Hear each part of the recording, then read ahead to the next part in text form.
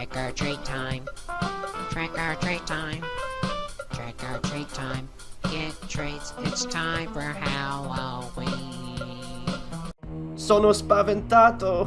Hello everyone, today we're going to talk about Giallo, an Italian subgenre of horror and a personal favourite subgenre of mine. The word Giallo means yellow, and the genre got its name from cheap crime mystery paperbacks that were published in Italy from 1929 onwards.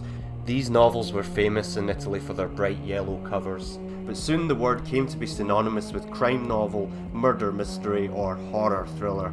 Giallo films often feature shocking horror, buckets and buckets of blood, stylish camera work, vivid colours, point of view shots generally from the killer's perspective, and very jarring music. They mostly involve human killers, but sometimes a supernatural element is introduced as well. The first true Giallo movie was an Italian adaptation of The Postman Always Rings Twice, which was released in 1943. But also Swedish director Arne Mattsson is also credited with starting it with his movie Mannequin in Red.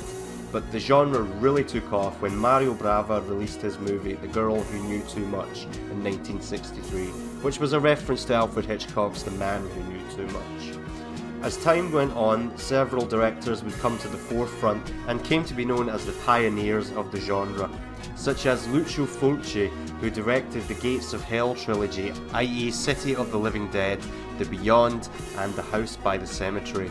This particular director also directed the Zombie Flesh Eaters trilogy, otherwise known as Italy's answer to George Romero's Of the Dead movies. Mr. Fulci would later come to be known as the Godfather of Gore, but perhaps the most famous example of all is Dario Argento's The Bird with the Crystal Plumage, and Suspiria as well, which was recently remade just a couple of years ago. The Giallo genre influenced all of the slasher and splatter films of the early 80s, so perhaps we would not have Friday the 13th and A Nightmare on Elm Street without Giallo. And to this day it continues to influence directors such as Eli Roth's Hostel series. That would not have been possible without the Giallo genre. To this day, directors are still releasing Giallo movies, including Dario Argento, who was mentioned before, who released a movie simply called Giallo in 2009. If you ever have the time to check out these movies, I highly recommend them. Campy though they are, they're incredibly memorable. See you tomorrow.